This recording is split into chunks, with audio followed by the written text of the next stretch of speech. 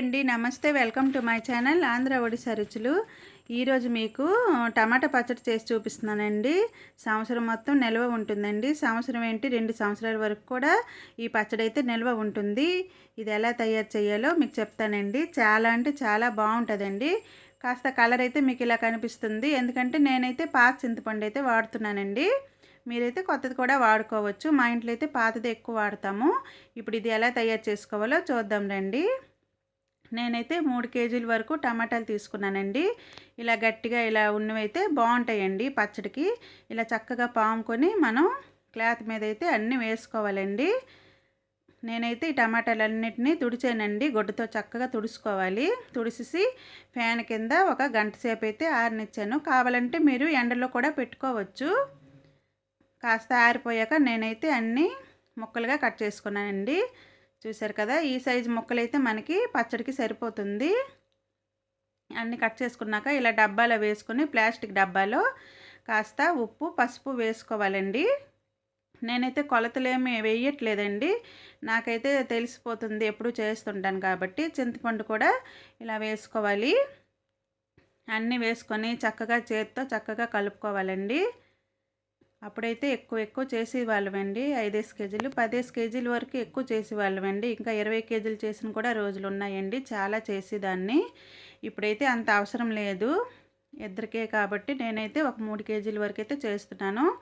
ఇలా మనం అన్నీ పెట్టేసి కప్ పెట్టేసి అయితే నేను ఉంచేసానండి. ఇప్పుడు మీకు మరుసటి రోజు ఎలా ఉందో మీకు చూపిస్తాను, చూడండి. చూసారు కదా, చక్కగా ఊరింది. చింతపండు కూడా చక్కగా నానిపోయింది. ఇలా అయితే మనం 3 రోజులైతే ఇలా ఉంచుకోవాలన్నమాట. అంటే ఒక 3 నైట్లు అనమాట ఉంచుకోవాలి. ఇలా చక్కగా మధ్యన అయితే కలుపుతూ ఉండాలండి. కలుపుతూ ఉంటే చక్కగా ఉంటుంది. ఇప్పుడు నేను ఏ రోజు గ్రైండ్ చేస్తాను అనుకున్నానో 3వ రోజు అనమాట మీకు చూపిస్తున్నాను, చూడండి. నేనైతే మొత్తం ఇలాగే గ్రైండ్ చేసేసుకుంటానండి. కొంతమంది ముక్కలు వేరేగా మగ్గు వేరేగా ఎండేసుకుంటున్నారండి. అలా అయితే మనకి చాలా టైం పడుతుంది, మనకి చాలా కష్టం అనిపిస్తుందండి. ఇదైతే ఈజీ ప్రాసెస్ అండి. నేను ఎన్ని కేజీలు చేసినా కూడా టమాటా పచ్చడిని నేను ఇలాగే చేసుకుంటానండి. మొత్తం మనం ఇలాగ రుబ్బుకొని ఎండలో పెట్టుకుంటే ఈజీగా చాలా బాగుంటుందండి. చేసినట్టు అనిపించదు. ఈజీ ప్రాసెస్ అండి. మీరు కూడా ఇలాగే ఈసారి చెయ్యండి. చూసారు కదా, ఇలా కొద్దిగా అయితే నేనైతే మిక్సీ వేసుకున్నాను. ఈ మిక్సీకి వాడే జార్లవని బేసిన్లవని నేనైతే అన్నీ చక్కగా ఎండలో పెట్టేసుకున్నానండి ముందు నుంచి. మనం ఏది వాడతామో అన్నీ మనం చక్కగా తడి లేకుండా చక్కగా చూసుకోవాలండి, లేకపోతే పచ్చడి అనేది పోతుందండి. ఎందుకంటే ఇది ఫ్రిడ్జ్లో పెట్టకపోయినా కూడా మనకి బయట కూడా 2 సంవత్సరాల వరకు అయితే మాదైతే ఉంటుందండి. లాస్ట్ ఇయర్ అయితే 2 సంవత్సరాల కిందటి పచ్చడి అయితే మొన్నటి వరకు ఉందండి, వాడాము. చాలా బాగుంది. ఇప్పుడైతే చూడండి డాబా మీదకి పెట్టాను. ఇలా అయితే నేనైతే 2 పల్లెల్లో అయితే వేసుకున్నానండి. ఇలా వేసుకుంటే మనకి చక్కగా వేరంగా ఎండిపోతుంది. ఇలా అనమాట. రోజు నేను వచ్చి ఇలా అయితే ఎండలో పెట్టుకుంటాను. ఇంకా మధ్యన అయితే వచ్చి కలుపుతుంటూ ఉంటానండి. రోజుకి ఒక 4 సార్లు అయితే మీదకు వెళ్తూ కలుపుతూ ఉంటే మనకి పచ్చడి అనేది బేగ ఎండిపోతుందండి. అయినా కూడా ఈ పచ్చడి ఎండటానికి అయితే నాకైతే ఒక 5 రోజులైతే పట్టిందండి. ఇప్పుడు దీనికి నెట్ కప్పేసి వెళ్తున్నానండి. మళ్ళీ మరుసటి రోజు అండి మీకు చూపిస్తాను. మళ్ళీ డాబా పైకి అయితే వచ్చానండి. రోజైతే మార్నింగు 8 గంటలకైతే నేను వచ్చి డాబా పైన పచ్చడిని అయితే ఎండబెట్టుకుంటానండి.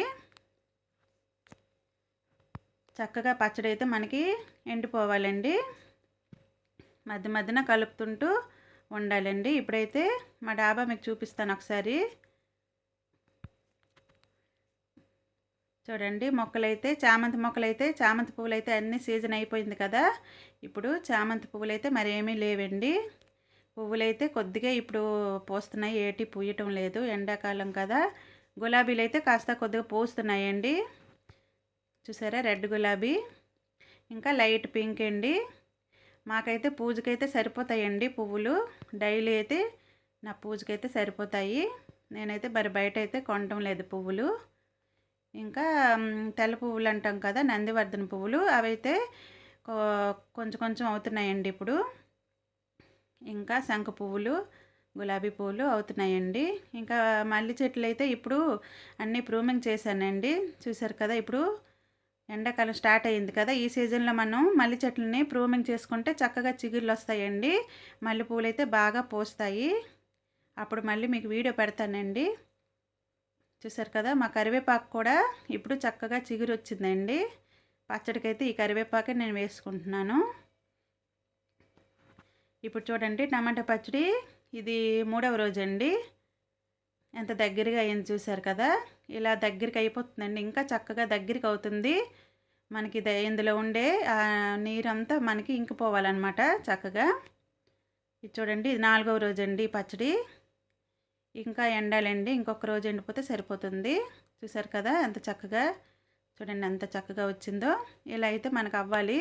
ఇంకా ఇంకొక రోజు అయితే నేను ఎండబెడుతున్నానండి. ఇదనమాట 5వ రోజండి. ఇలా అయిపోవాలండి మనకి. ఇలా అయితేనే మనకి పచ్చడి బాగా నిల్వ ఉంటుంది. ఏమి వాసన కానీ ఏమి కానీ రాదు, చాలా బాగా వస్తుందండి.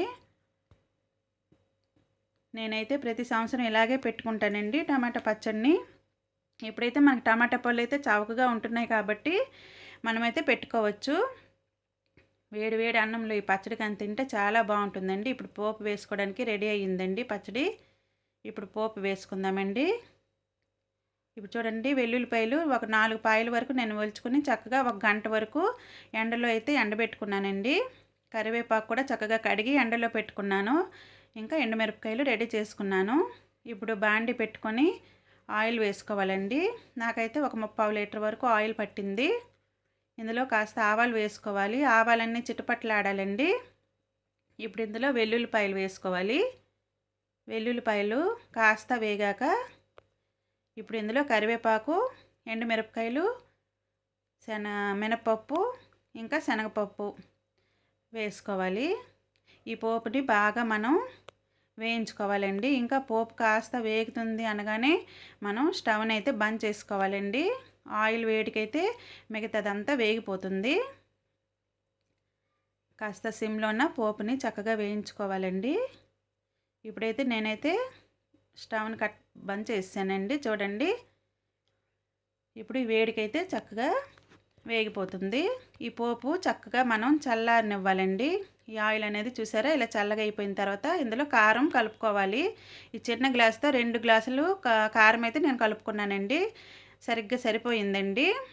ఆయిల్ కానీ వేడిగా ఉన్నప్పుడు మీరు కారం వేసుకున్నారంటే కారం మొత్తం మాడిపోతుంది, బాగోదు. అందుకే చక్కగా చల్లగా అయ్యాక మనం ఈ కారంను కలుపుకోవాలి.